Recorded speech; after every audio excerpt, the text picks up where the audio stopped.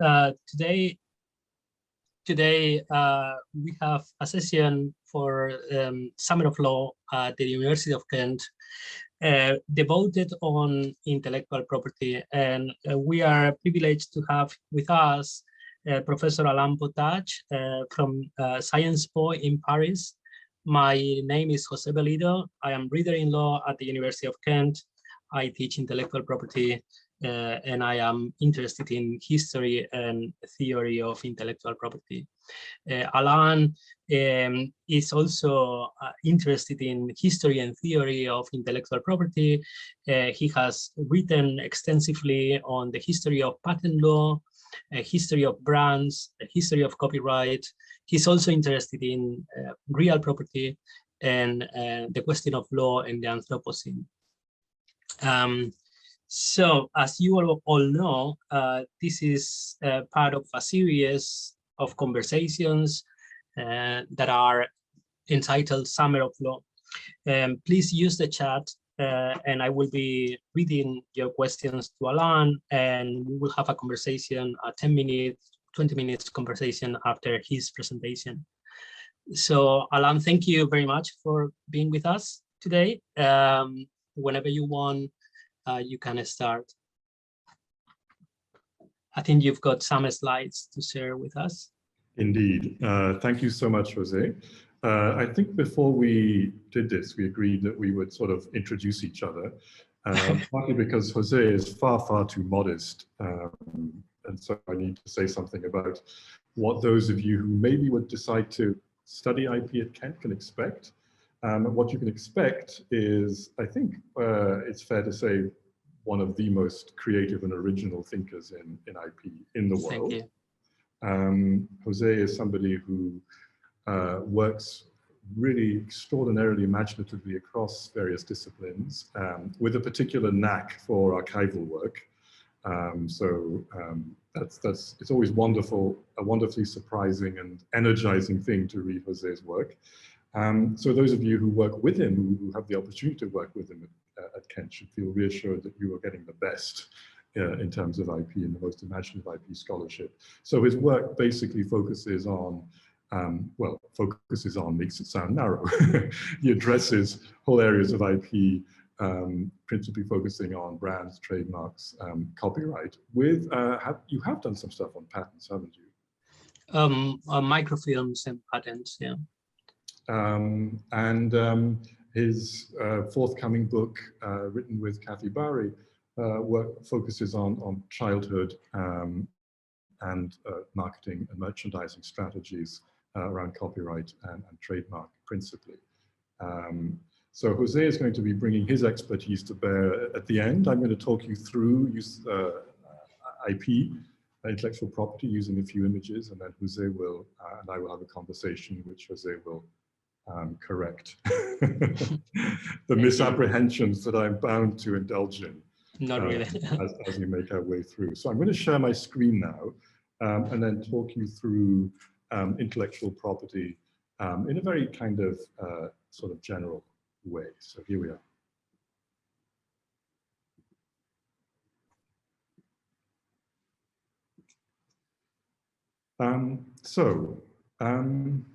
For the purposes of an introduction to intellectual property or IP, or rather in a sense, for the purposes of an invitation to the general topic of intellectual property, I think we don't really want to talk you through the technicalities of the law or the technicalities of the rules. What we want to do instead, what we thought we would do, is give you a sense of why this aspect or this area of law matters. What is its broad significance in social, economic, and cultural terms? So in a sense, we want to engage your interest and perhaps make you want to, or induce you to want more, find out more about the subject.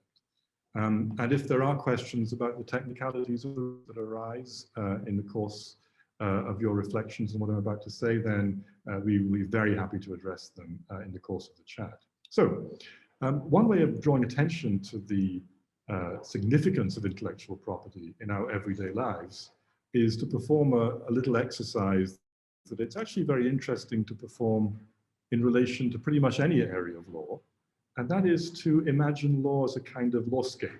And I use the word in the sense that it's used by Nicole Graham in a very interesting book. In other words, to think of law as a lawscape is to map out or try and identify the ways in which legal rules and legal practices shape our environment or our ecology. Now, it's very obvious if you think about what English lawyers call real property, that's land law. It's very obvious the ways in which law shapes our ecology or shapes our environment.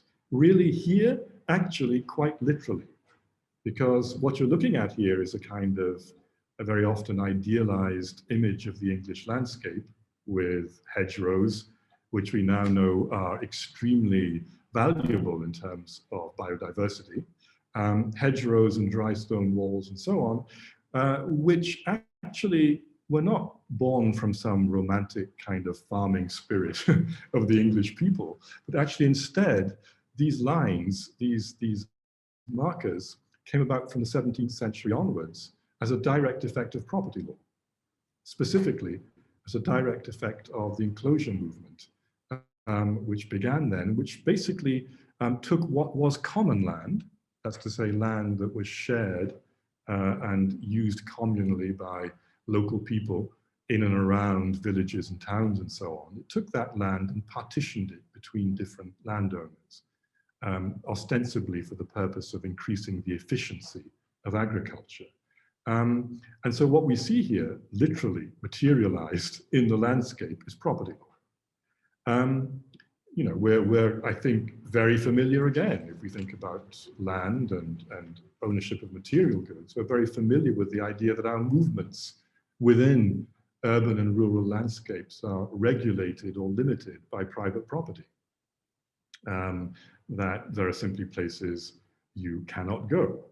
There are places, if we look, for example, at the use of defensive architecture by public owners of land or private owners of land, then there are areas in which your use, in this case to prevent homeless people sleeping under bridges, there are whole areas of our ecology that are out of bounds to us because of the way that land is being materialized. So I think we're very used to this idea that whenever we navigate or make our way in the world, we are navigating our way around exclusion zones or barriers or boundaries that are imposed by property law. One can see property law, you know, again, to repeat myself, literally materialized in these different ways. Now, it's also the case that if we think about this idea of property as material things, as a kind of exclusion zone around material things, then there's another facet to that that is deeply inscribed in Euro-American thinking about property and about property law. And that's the idea that property or having property doesn't have only environmental effects, it also has psychological effects. The idea is that the fact of having property rights or the fact of being able to acquire property rights is thought of as something that imposes a certain kind of freedom, liberty, discipline, and so on the person. This is what the political philosopher C.B. Macpherson called possessive individualism. The idea that the kind of exclusion zone that is formed up through property rights secures our freedom. It secures our life, liberty, and estate. It protects us from incursions by the state or by other people. It enables us to develop long-term projects, to invest and accumulate, to provide for our children and our dependents, to shape our personal environment. So here we have the kind of typical image of the 18th century English landowner who is doing all of those things through property rights. So property, in a sense, is at the heart of, is the foundation of a certain liberal conception of our individuality. So what I would like to suggest is that one can think about, sorry, there's one more slide, the sort of modern, the modern or more recent iteration of that idea of the connection between property and individuality, which emerged with Margaret Thatcher and the so-called home-owning society. The idea was that people with their suburban homes would be, in a sense, living again that image of the free, secure, responsible property owner that is involved with this idea of possessive individualism. So what I'd like to suggest is that actually we can also look at intellectual property in very similar ways. We can see that there are ecological and environmental effects of intellectual property, that intellectual property also produces a lawscape, that it shapes our external environment and our internal psychology. And we can begin in terms of thinking about that lawscape with brands. Everywhere you look, almost in the modern world, everywhere you are, every street you walk down, every carriage of an underground train or train that you walk onto, everything you read, everything you see on a screen, small or large, you will find brands washing over you constantly, this kind of massive surfeit of proprietary information. So for example, buildings, surfaces of various kinds, buildings, clothing, for those who know about these things. Here you can see the famous intrecciato pattern of Bottega Veneta on a piece of clothing that the fashion people will recognize, again, branded. Cars, again, surfaces which are recognizable as being the work of or responsibility of a particular producer. So wherever we look, buildings, hoardings, magazines, television and cinema ads, Facebook placements, Instagram posts, our world, our life is saturated with the imagery of brands. And let's not forget the most important, or one of the most important ones, university. Universities are brands.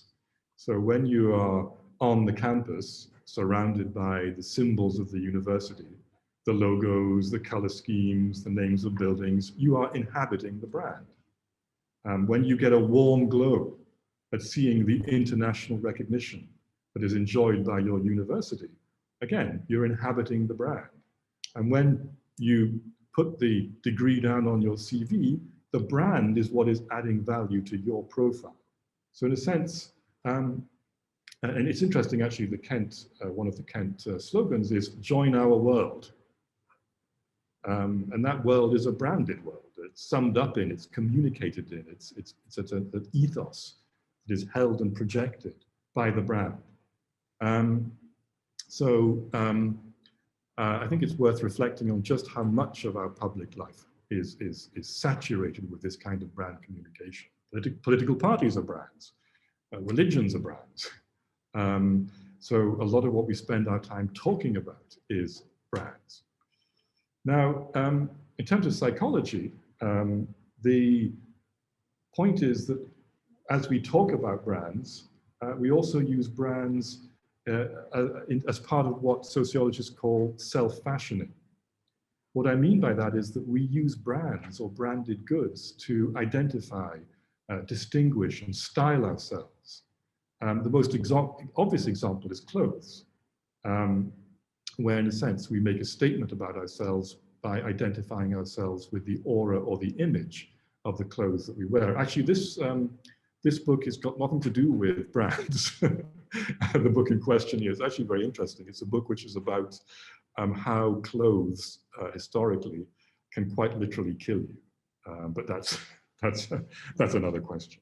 Even for those of us, who are, who see ourselves as being individuals, where we're not going to wear branded clothes or clothes only from one brand, but we will mix them and style them. Again, what we're doing here is fashioning ourselves by the way in which we combine the symbols or the images of these different brands.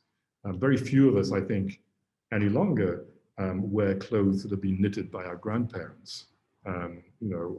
It's simply not possible to think about or to inhabit clothes in that way any longer. So clothing is only one example. You know, the university example, which I gave earlier, is another example of the way in which we kind of build an image of ourselves by the way we compose these different kinds of branded elements to fashion an existence for ourselves. So how did that come about? Jose will have more to say about this historical aspect, but I just want to sort of take us back a little to reflect on how it is that brands became so fundamental to our existence, and occupy so much of our public sphere. So this is an old 19th century storefront. And what's interesting is the way the goods are arrayed or displayed. And the question I would like you to think about is, how do you know what's worth buying here? How do you know what's good or what is of good quality? Well, I think there are really two things you can do when you're faced with goods in barrels like this. One is to use your senses. You can, if the storekeeper allows you, you can touch the goods, you can certainly smell them, you can certainly look at them. So you can use the evidence of your senses to try and figure out what it is you want to buy, or what it is that has the quality or the qualities that you desire. What happens, the other thing you can do is ask the storekeeper. So the storekeeper may be a kind of repository of trust, somebody whose expertise you trust because they're, after all, the person who sourced these goods and put them on display, so you would expect them to know about their provenance and their ingredients and so on. So those are the two things you can rely on, your senses or a trusted person, in this case, the storekeeper.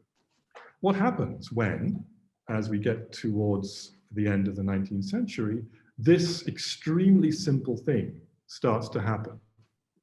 A very, very simple thing is that goods start to be packaged in this way, with a brand name and a trademark.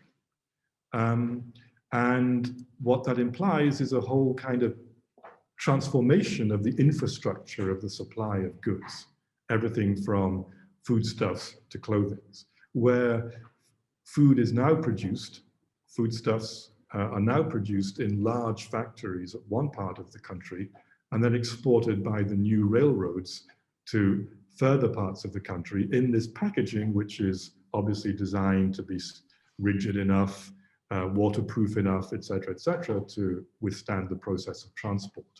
And now the question you have is, how do you know that this is worth buying? How do you know that it has the qualities that you actually want or expect of a product? Answer, the only thing you can trust is the trademark or the brand name and the aura that is built up around that. And so you have there, in a sense, the classic description of the function of trademarks in trademark law, which is to tell the consumer or reassure the consumer about the quality of the goods that they are purchasing. So if you buy Quaker white oats and they're good and you like them, then in theory, what the trademark does is it gives you a sign or a symbol that allows you to go back and buy the same product and experience the same quality again. So you can keep coming back because the trademark is there and the law is making sure that nobody else can use that trademark. And on the other side of the coin, Quaker, or the American cereal company, has an incentive to maintain the quality of its product so that people keep coming back to buy it. And all of this works because the law holds the trademark steady. It ensures that the brand or the trademark speaks with an authentic voice. And Susan Strasser, who wrote a very good book, a very interesting book called Satisfaction Guaranteed, explains that in the course of this transformation of life that took place towards the end of the 19th century, people stopped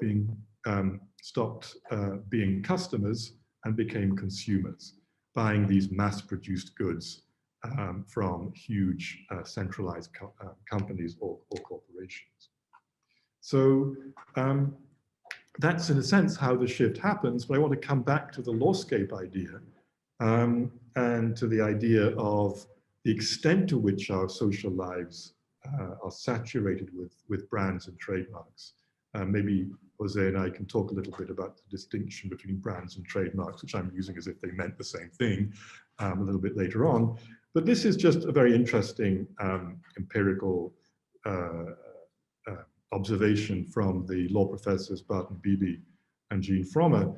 And what's interesting is this applies to the US. You can see that if we take the 1,000 most commonly used English words, then 81.3% of the most commonly used words in the English language are trademarked. And as we expand downwards to these 86,000 most frequently used words, this is probably the outer reaches of Scrabble skill. You're at 23.5%. So, you know, trademark lawyers would point out, well, just because they're trademarked doesn't mean they're property. You can't, just because you use the word, you know, Apple, doesn't mean that all of a sudden you'll be hit with a lawsuit from, you know, Apple, the corporation.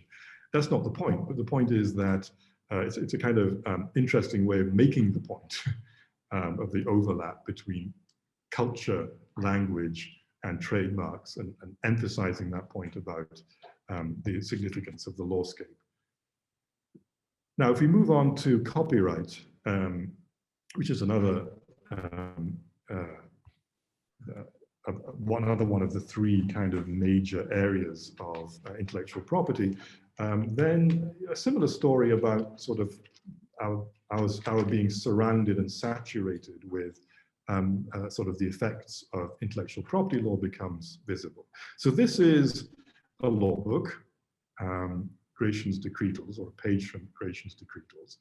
And once upon a time, the world was an extremely boring place. And this is probably, we could introduce a cutoff point of about 1740, 1750, where the largest proportion of books that were being produced in Europe were law books, religious books, and academic books, philosophy and science, and so on, with a very, very tiny proportion of books that were for entertainment, or what we would think of as entertainment.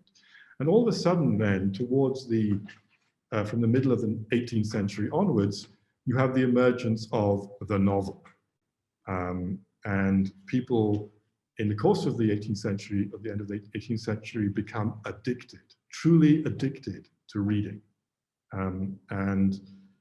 Various philosophers and social observers towards the end of the 18th century described reading as being a habit that was as toxic and dangerous and addictive as tobacco smoking. And all of this because of the rise of the novel. Now, I don't know whether any of you actually read Pamela. It's one of the longest novels in the English language, coming in at about 1,000 pages. Which was produced as a kind of serial by Richardson. It was one of the most successful novels in the whole of Europe in the latter part of the 18th century. So with the emergence of entertainment, with the emergence of huge markets, you all of a sudden have a particular kind of economic problem. It's an economic problem that in a way is kind of bound up with the emergence of and the operation of the printing press.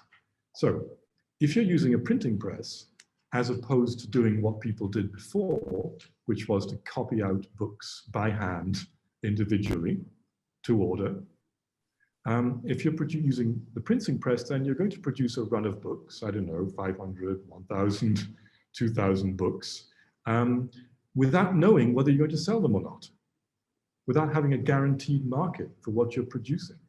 So all of a sudden, you have economies of scale, and you have the concern about marketing, about only printing, in a sense, what you think is going to sell. And so immediately you have a connection between publishing and profit, or publishing in a certain kind of economic logic that didn't exist before the use of the printing press became current. So as a result, the printing press introduces or brings with it a heightened attention to the problem of literary property, of ensuring that if you buy a manuscript from an author and you print 1,000 copies of it, that somebody else doesn't take that book and print copies at a lower price than you and undercut you when you've made all of those investments in producing the printed goods. And that's, in a sense, the logic that underlies the emergence of literary property or copyright across Europe, and for the first time in England. So the date of the Statute of Anne, this is the Statute of Anne, the first copyright statute in the world, 1709 or 1710, depending on which calendar you use. And one of the interesting things about the Statute of Anne is that although if you look here, and this is a preamble that's really worth spending some time thinking about, it's supposed to be for, to vest, that's to say, to give the right to copy to authors. In fact, what the Statute of Anne did was to create copyright for the benefit of publishers, not authors. Publishers were the ones who were interested in the existence of literary property. So, excuse me. So that's the first point I want to make about copyright. In a sense, it's basically a publisher's right, which exists for the purpose of ensuring that those who invest in manuscripts, film scores, or other kinds of cultural production will be able to get maximum or extract maximum economic benefit from it. So as a result, in a sense, what we have is a world in which the form, very often, of a work, the form of the medium in which literature, movies, and so on are delivered to us, is calculated to ensure the ability to maximize returns. To give you an example of that, Charles Dickens. So these are the original first editions of David Copperfield, the Charles Dickens novel. And what you see, of course, is that it's not a single book. It's a series of monthly periodicals. So basically the way Dickens published was to unleash one chapter on the public who would read it and then be so gripped that they would be awaiting the next monthly edition, which they would then, of course, rush out to buy. And so the function of serialization, of serializing novels in this way, was to keep, in a sense, the appetite of the reading public continually kind of stoked up and ready to go. Also, incidentally, it created another kind of copyright problem, which was that these things, the Dickens serials, were immediately pirated. They were whisked off to the docks in London or Liverpool and immediately put on super fast boats to the United States, where as soon as they reached the United States, which did not honor or respect British copyright law, they would be printed by US publishers and sold to the American reading public. And very often it is said, Dickens' serials were read by the American reading public before they were read by the British reading public. So the point I want to make is that the form of the book here, or the form of the serialization, is a function of the desire to build a market and extract value from it. A similar thing is true of 19th century newspapers. So 19th century newspapers were obviously printed on super fast printing presses, which were set up in advance with 4 pages ready for the news. The question is, well, what do you do if the news? What do you do if it happens? You've got these 4 pages that have to be filled, day after day, week after week. Well, you make it up. You amplify a story, you bring in new stories from somewhere else. So in a sense, the form of the newspaper that had to be sold at a certain price with a certain number of pages began to dictate or control what counted as news. So it's very interesting to think about this sense or relationship between the medium, the newspaper, the book, or if you go back in history a bit, the DVD, and copyright law. Because one of the things that happens when the DVD was invented in the 1990s, this is actually from the Toshiba Museum of Science. It's 1996, which for some of us doesn't seem, necessarily a very, very long time ago. It's already in the Museum of Science as the first commercial DVD player. One of the things that happened was that the producers of hardware got together with the producers of content, that's to say the movie studios, and agreed that this new medium, the DVD, would come with a special kind of encryption to it, which meant that it couldn't be copied. And so there was a kind of connection again between the medium of the DVD and the way in which culture circulated. Same is true if we think about licensing. This is something that Jose could say a lot about. It's interesting the way in which intellectual property functions, not only to bring us Harry Potter in this form, in the form of the book, but intellectual property also is instrumental in shaping the way in which the book becomes the movie, subject to various kinds of transmedial licensing, and the way in which the book and the movie become toys. And so, again, intellectual property is an important part of the infrastructure that shapes this kind of landscape that we're surrounded with of accessible commercial media of this kind. So I think it's worth, again, taking a step back and thinking of how all of the media that surround us, including, of course, social media and their various operations, are structured by, architectured by intellectual property, and how much of our perception and of our attention those products consume. Let's switch now to the third aspect of intellectual property, which is patents for inventions. And here, intellectual property in inventions, or technology, if you want to use that word, begins more or less at the same time as intellectual property in creative or literary works. So 1769, the date of James Watt's patent for the steam engine, is often taken as a significant date in terms of the history of patent law. But the point I want to make is that intellectual property or patents play a fundamental role and have played a fundamental role since that time in shaping the course of invention or the course of innovation in the contemporary world. So in a sense, what James Watt's competitors could do to invent competing steam engines or variations on the steam engine was very much controlled by James Watt's patent and how he and his business partners enforced those patents or tried to enforce those patents.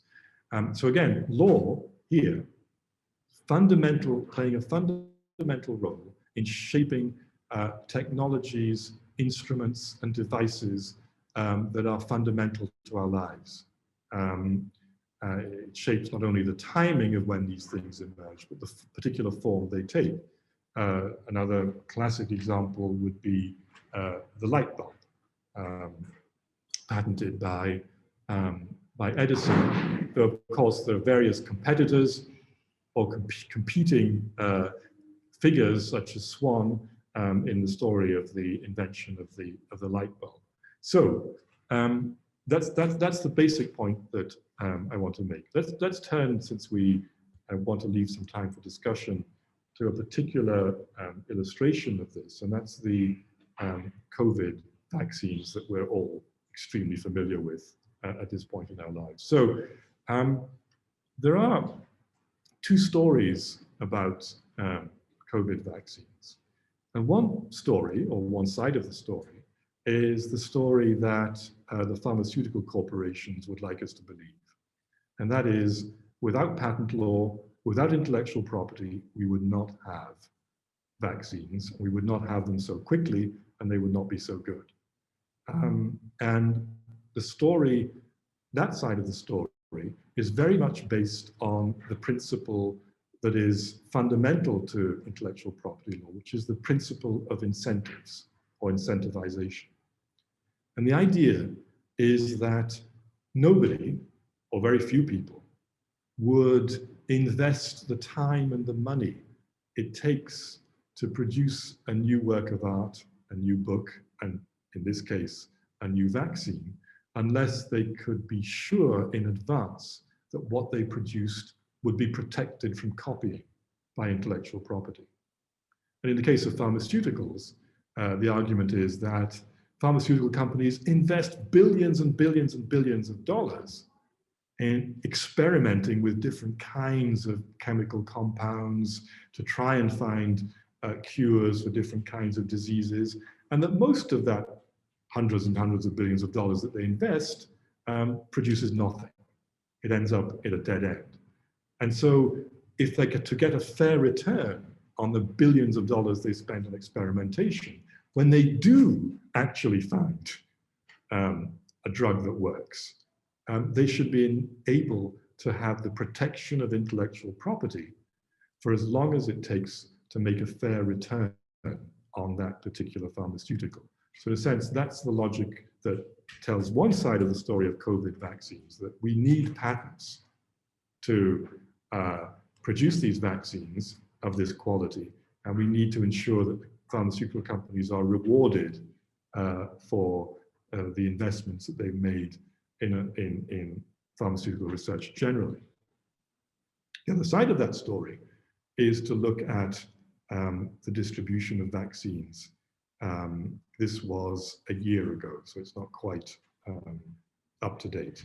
But what I want you to notice here is the very, very different sort of rates of vaccination in different parts of the world, which in a sense is probably what you would might be able to predict given the economic status of these different nations. And so the question that arose in relation to COVID vaccines was whether those countries where the pharmaceutical giants were based, that were producing these vaccines, should enforce those patents, or should be allowed to keep enforcing those patents, rather than letting, for example, producers of generics in India or Brazil produce their own versions of those vaccines to be sold at much cheaper costs to the rest of the world. And this generated a huge argument around so-called patent waivers as to whether it was fair to insist on the sanctity of patents at a time of global emergency. And that's something we could maybe talk about a little bit in the chat. But the point it brings out is a point that I want to end with, which is actually a crucial point about intellectual property. And it's one of the things that makes intellectual property really actually politically and ethically a very, very, very interesting subject. And that is, takes us back to this idea of incentives. In 1813, Thomas Jefferson wrote a very famous letter, well, at least famous to intellectual property scholars. But in 1813, Thomas Jefferson wrote this letter, which was on the subject of intellectual property, and more precisely on the subject of patents or patent law. And in it, he made the argument that intellectual property is fundamentally about ideas. And as he put it, ideas are not naturally scarce, and they are not naturally bounded, or cannot naturally be fenced off in the way that land can be fenced off. Using an image that was quite common at that time, he said that an idea is like a flame, or it's like fire, that it spreads like fire. One person tells you the idea, it's like lighting a candle for that person. So the flame spreads around the world, naturally and freely. And that's in a sense what ideas should do. So what Jefferson's point was that if we create intellectual property rights, if we decide to propertize ideas, to make them artificially scarce by imposing legal boundaries around them, then we have to do so only with a very, very good reason. That intellectual property rights always have to be justified or justifiable. And one of the rubrics or the slogans or formulae which is used to capture this idea of justification is the concept of the public domain in intellectual property. And this is the idea that ideas, in a sense, ideally or properly belong in the public domain. That's to say they should be freely accessible to anybody to copy, use, vary, adapt in any way they think fit, because that's how culture happens. That's how culture gets generated or produced. And so the function of intellectual property rights is to incentivize people to produce new things that will then get into the public domain as quickly as possible. In the case of patents, quickly means 20 years. So the idea is that we generate these new things, get them into the public domain where they become a kind of reservoir or resource for further creativity. And so in a sense, we have to be, for the proponents of this idea of the public domain, we always have to ask ourselves when we create intellectual property, whether that function is being satisfied, whether we are producing new things that will fall into the public domain and function as a resource for generating new ideas. I think that's all I have to sort of say by way of a kind of broad overview of the lawscape of intellectual property. So I'm going to stop there, stop sharing my screen, and invite Jose to reflect with you on these themes. Thank you, Alain. That was great. Thank you very much. There is a question in the chat that is about real property, actually. And it says, before the land was divided in the 17th century, was the land primarily owned by the church or different lords, the king? Did anything else prompt the division other than increasing agricultural yields? Thanks. You are more an expert in land law than I am. I don't know if you want to say something. I mean, there's a connection also with the history of intellectual property there in the prehistory of intellectual property that were so-called privileges given by the monarch. So the question can be also be discussed in terms of what is the prehistory of intellectual property here. But I don't know if you want to take and answer that question, Alain. Yeah, I think it's complex. Obviously, what's interesting, we're talking about real property rather than intellectual property, but it's a complicated question. I mean, if we ask who was the land owned by, of course, the church was a major landowner, even at that time. But basically what we're talking about is the transition from feudalism to capitalism, in the sense where land was owned by feudal lords who held their land of the king, as long as they paid fealty to the king, did the kinds of things that kings expected them to do, like go to battle and pay taxes and so on. And the transition was from that regime where you had lords owning land, but where you had the common people with a whole set of rights in the land that were suddenly perceived as being irrational and inefficient. So these were the rights they had to graze their cattle on common land, to engage in gleaning. That's to say that when the landowners took their crops, then the villagers could go through the fields and pick what was good that was still left, and so on, you know, to take firewood. And all of those rights all of a sudden were seen as being an impediment on the full capitalist realization of the value of land. And so that's kind of... I think in sorry to interrupt you, Alain. I think in copyright, at least, the Statute of Anne is a turning point for that transition between feudalism and capitalism, because as Alain was saying, even in the title of the act, there was already a framing that is what's going to be vested into authors or the owners of these copies, basically publishers. Thank you for the question. I was interested in the order of your presentation, Alain. I think that is, you began with brands, then copyright, then patents, because if you take any textbook on IP, I don't think that is the order that you will find. There is normally could be copyright, trademarks, patents, or patents, Trademark.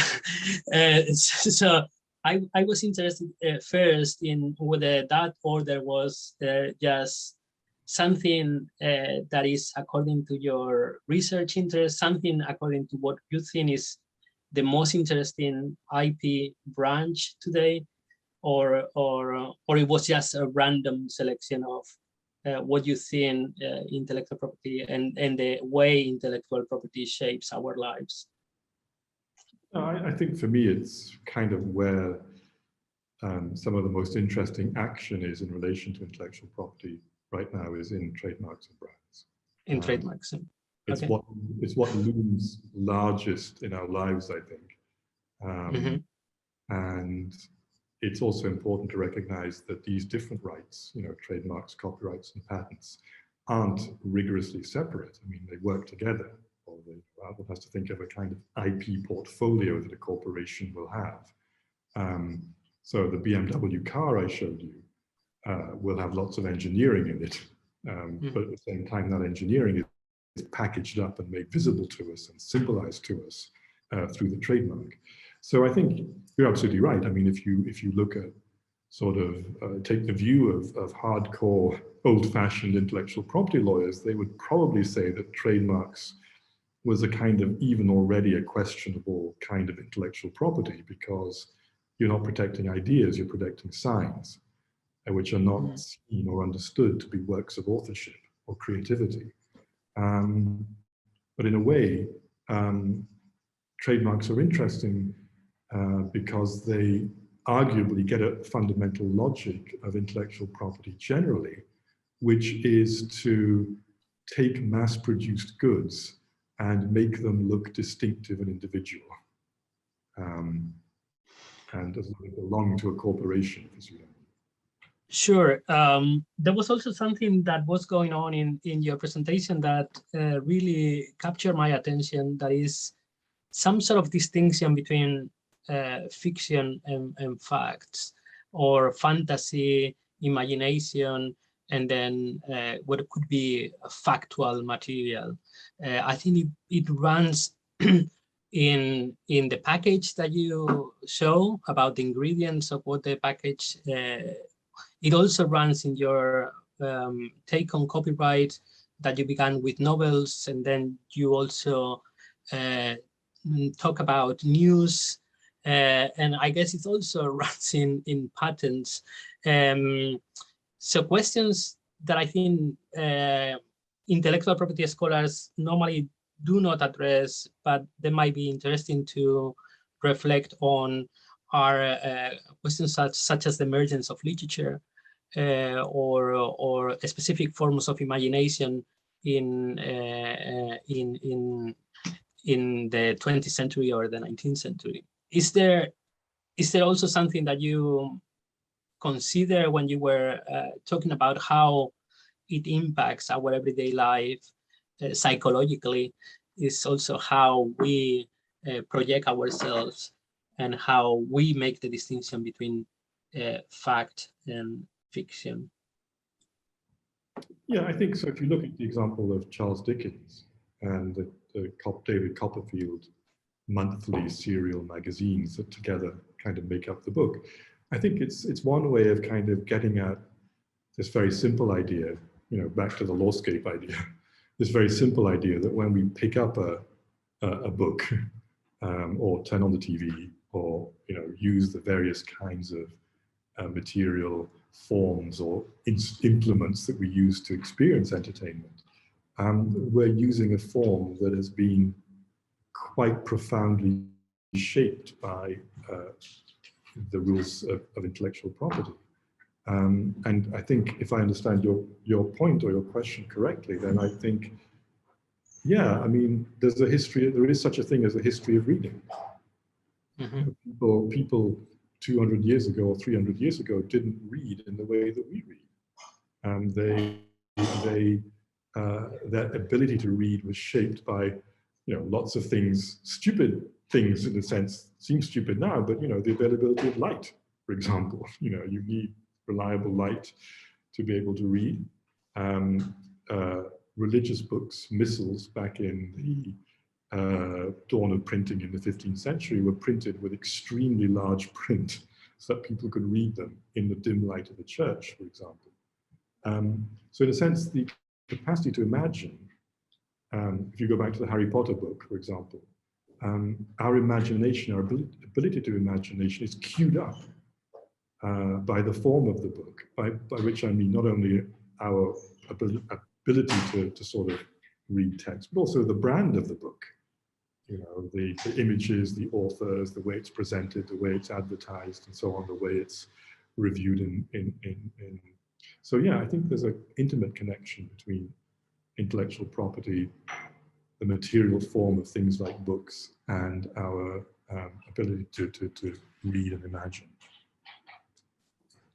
Thank you. I think you also refer to licensing and contracts at some point, and I was always wondering about whether it might be most important the contractual practices, the licensing schemes, than the property form, and to some extent, when we intellectual property scholars spend so much time on trying to figure out the subject matter, trying to figure out what is the type of the category that we need to pigeonhole. This type of question is not normally the one that will be addressed in 99% of the everyday practices that some people who are embedded into merchandising, licensing, they will not ask that question. They will just go for it in a very entrepreneurial attitude.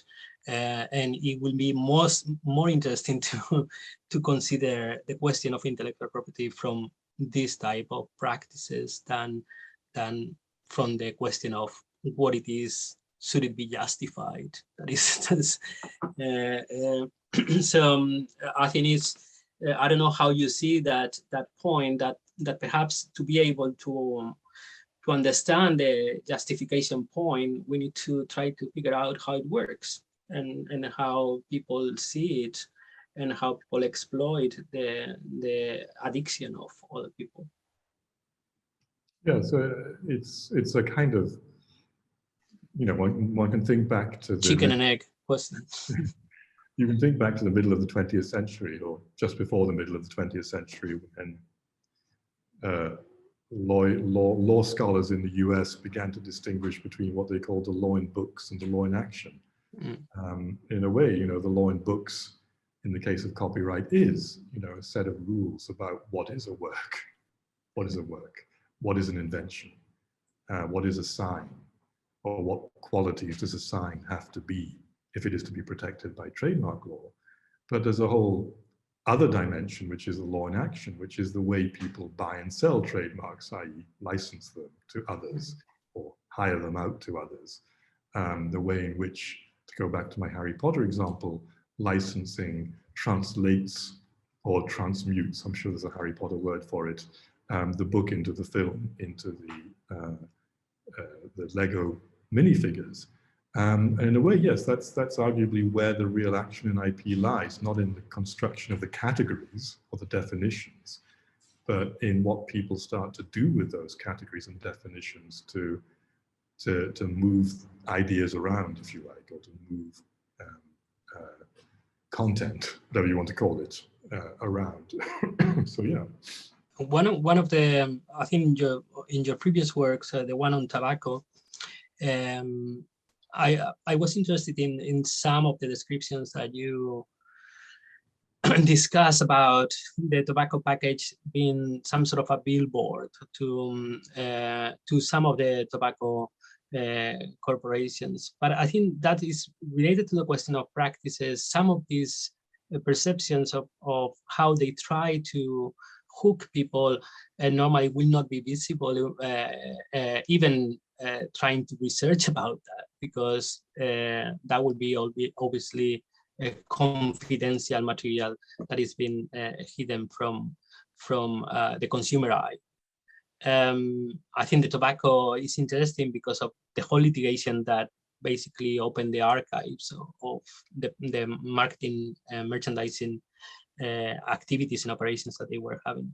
So it's basically related to the question of practices. That is, how can we understand something that shapes ourselves when we cannot detach ourselves and see ourselves from outside?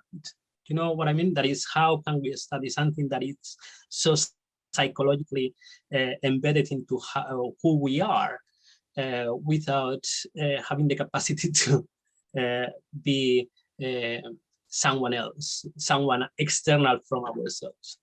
It's a question of methodology or investigation about intellectual property that I was always asking myself, when you consider that it is basically part of our identity as a subject, whether you can get to understand how it affects us or influences us.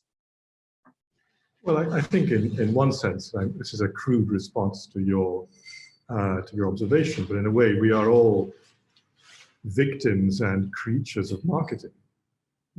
Marketing science has, in a sense, already got its claws into us before we start consuming. It's already second guessed what we're likely to, the Facebook algorithm, the Facebook social graph is a perfect illustration of that. Facebook predictive algorithm, or the sort of matching of people who've liked X with people who've liked Y, and so on. All of that operational marketing or predictive marketing that has already kind of constructed us, second-guessed us, categorized us, and as Jose's putting it, quite literally shaped us. I think the force of marketing does that, and it is one of the interesting limitations of most scholarship around trademark law, that it completely fails to take account of the way these operations of marketing have already queued up the way that we perceive science and brands. Thank you, Alain. We've got a couple of questions, and you have also worked on this. So you may, is it a good example, the case of Interlego trademark application 1998? You have written on that specific brand on Lego. Is it a good example of trademark, the case Interlego trademark application, or Sterling Drug Company 1921? Yeah, I think I don't know, you know much more than I do about Lego, but Lego and the cases that they litigated really show how companies use a variety of intellectual property rights, from patents to trademarks to marketing, to basically continue selling their products and attract interest, and basically make children who are have older memories about playing with these goods. So these children would not be the same if they would not have played with Lego. The same with Meccano or other type of toys. I think in that sense affects the identity and and the subjectivity of these children. There is an interesting.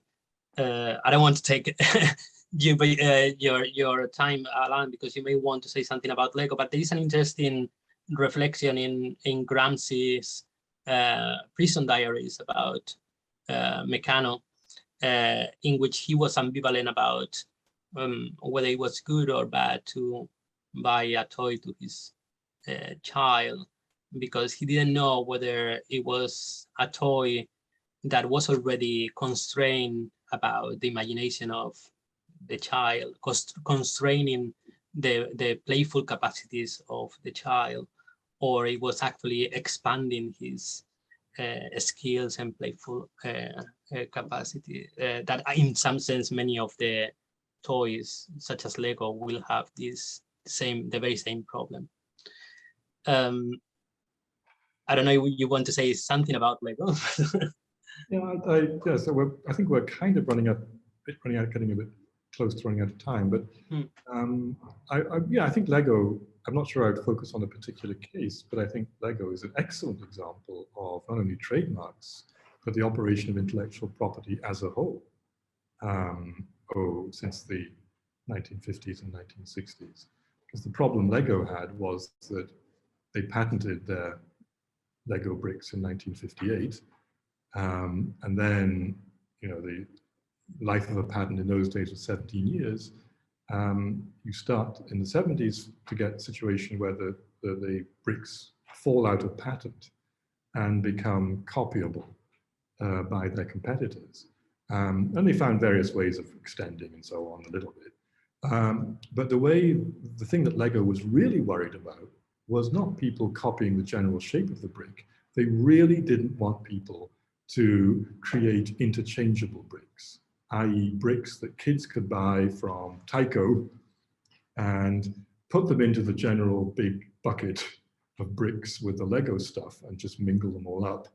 And so in a sense, just keep extending their brick set by going to the cheaper version, which was Tyco. Actually, it turned out Tyco was not as good. That's not neither here nor there.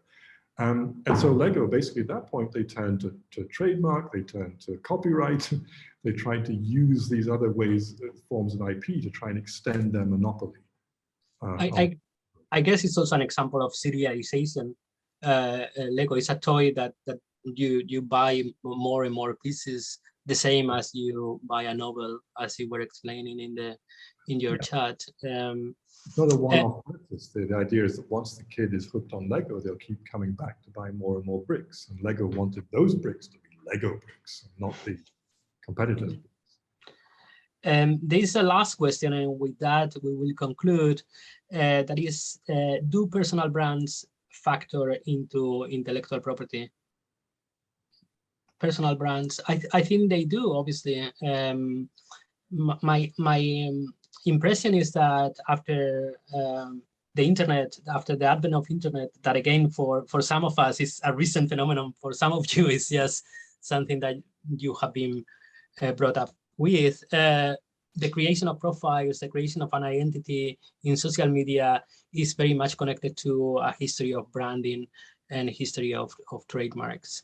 Whereas perhaps before the advent of the internet, there was a considerable amount of anonymity in or crowds that they were considered consumers or people who were subscribing to things and were not operating into some sort of virtual media. I don't know if that is also your view, Alain. I don't want to say to put in your words into you, but I think, yeah. If we take the phrase personal brands in the broadest possible sense, then for me it connects up with what I was saying about self-fashioning or styling, in the sense that people constitute or create themselves as a brand, as something distinctive with a kind of particular personal ethos or identity or aura. And they do that to some extent, actually in large part, through the use of brands. So the personal brand is a kind of composite or amalgam of very carefully curated brands that you put together. The brand of your attachment to a political party, the brand of your university, the brand of the clothes, the brand of, the kind of foods and alcohols or whatever it is that you consume. All of those things. Your life could be kind of mapped out in terms of the constellation of brands that kind of point back to you, if you see what I mean. So I think, yes, I think, the personal brand can be seen as a thing in itself, absolutely. Academics are probably some of the worst people when it comes to evolving their personal brand, in that sense, the career, the sort of, but there's also a sense in which, as I say, it connects up with that point about the way that trademarks and brands function in the contemporary world. But I believe we've run out of time, so I want to thank those who joined us for their participation. And thank you, Alain. Thank you for participating. Thank you very much. And I will see some of you in October when the course begins. Thank you. Thank you for attending. Thank you, Alain. Bye-bye, Have a everybody. good summer. Bye-bye. Bye-bye.